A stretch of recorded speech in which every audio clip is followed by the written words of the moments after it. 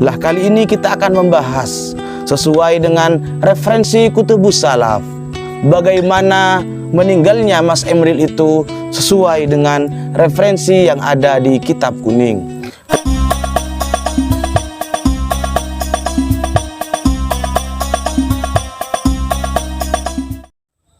Assalamualaikum warahmatullahi ta'ala wabarakatuh. Bismillahirrahmanirrahim. Alhamdulillahi rabbil alamin. Alladzi khalaqal mauta wal hayata liyabluwakum ayyukum ahsanu amala. Wassalatu wassalamu ala asyrafil anbiya'i wal mursalin. Sayyidina wa habibina wa syafi'ina wa maulana Muhammadin wa ala alihi wa sahbihi ajma'in, amma ba'du.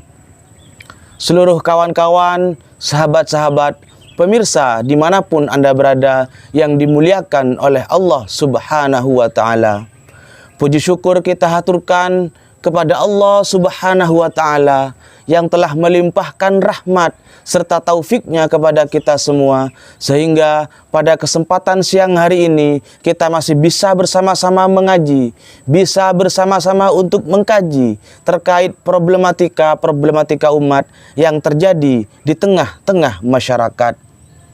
Kita tahu belakangan ini, minggu ini, kita dihebohkan dan kita dikagetkan dengan kabar duka yang menimpa Gubernur Jawa Barat, Bapak Ridwan Kamil. Putra sulung beliau, Mas Emril, yang pergi ke Swiss, rencananya mau lanjut studi S2 sekaligus liburan. Ketika beliau berada di Swiss, beliau itu pergi ke sungai tempat wisata namanya Sungai Are. Ketika beliau itu berenang, kemudian ada kabar yang mengagetkan kita semua. Khususnya itu membawa kabar duka kepada keluarga besar Bapak Ridwan Kamil. Mas Emril dikabarkan terhanyut Sungai Are Swiss hingga pada detik ini, hari ini beliau masih belum ditemukan. Kabarnya, prediksinya, karena sudah 6 hari tidak ditemukan, maka beliau itu diprediksi telah meninggal dunia.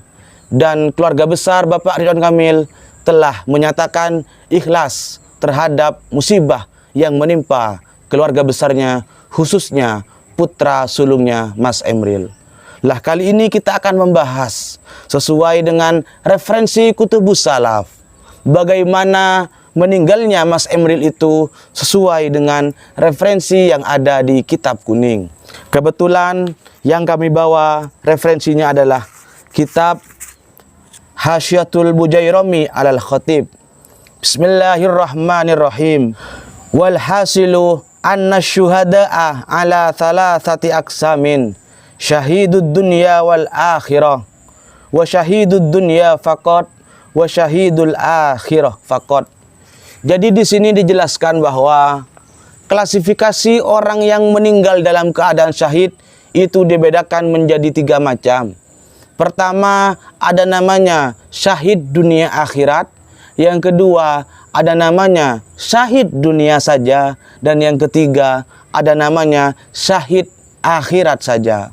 Nah sekarang Mas Emril itu putra sulung Bapak Ridwan Kamil tergolong yang bagian yang mana kita akan bahas bersama-sama. Bismillahirrahmanirrahim. Syahidud dunya wal akhirah wa huwa man qatala litakuna kalimatullahi hiyal ulya. Yang dimaksudkan orang mati dalam keadaan syahid dunia akhirat ialah orang yang meninggal demi tujuannya untuk menegakkan kalimat Allah atau menegakkan agama Islam. Contohnya seperti orang yang berperang untuk kemudian menegakkan agama Allah, melebarkan agama Islam seperti yang terjadi di zaman para nabi dan para sahabat. Bukan seperti orang misalkan di Indonesia itu kita tahu banyak sekali akhir-akhir ini kabar teroris yang sudah masuk di Indonesia. Dulu ada orang yang mengebom di Bali.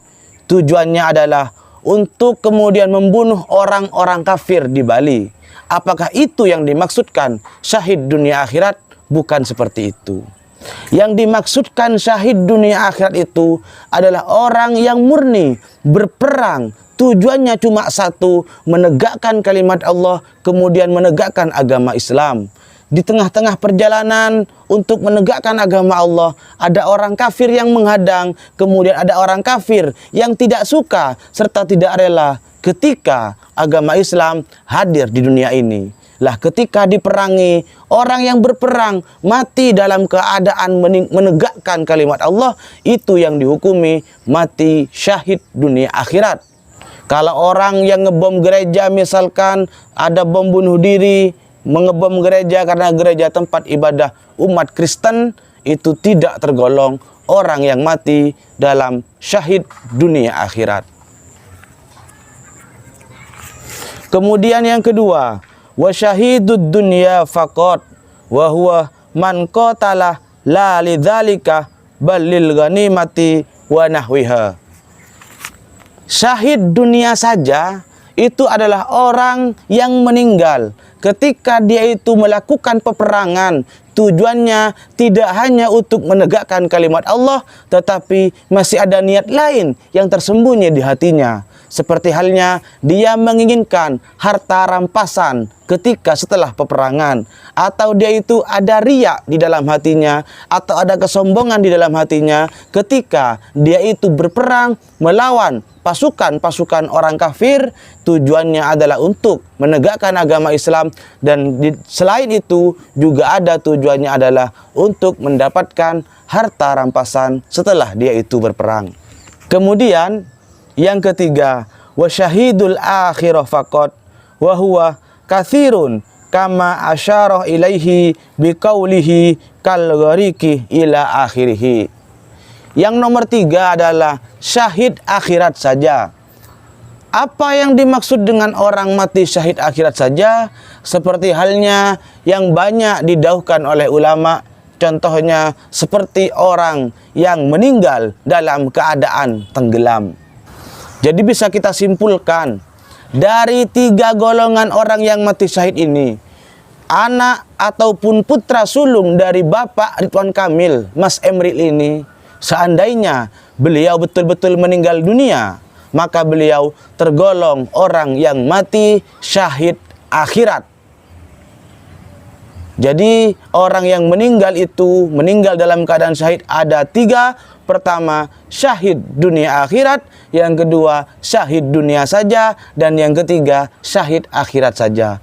Syahid dunia akhirat, orang meninggal dalam keadaan dia itu mati berperang, tujuannya hanya satu, untuk menegakkan kalimat Allah ataupun agama Islam. Yang kedua, orang mati syahid dunia saja, yaitu orang yang meninggal ketika dia berperang, tujuannya selain untuk menegakkan agama Allah, tetapi dia masih punya tujuan lain, seperti halnya untuk mencari harta rampasan setelah peperangan. Dan yang ketiga adalah orang mati dalam keadaan syahid akhirat saja. Contohnya seperti halnya orang yang mati dalam keadaan tenggelam, seperti putra sulung dari Bapak Ridwan Kamil, yaitu Mas Emril. Seluruh kawan-kawan, sahabat-sahabat, pemirsa dimanapun Anda berada, mungkin cukup sekian kajian kita pada siang hari ini. Semoga ini semua bermanfaat bagi kita, dan kita doakan semoga keluarga besar Bapak Ridwan Kamil diberi ketabahan dan kesabaran oleh Allah Subhanahu wa taala. Akhiran dari kami, kurang lebihnya mohon maaf. Wallahul muwaffiq ila aqwamit thoriq. Assalamu alaikum.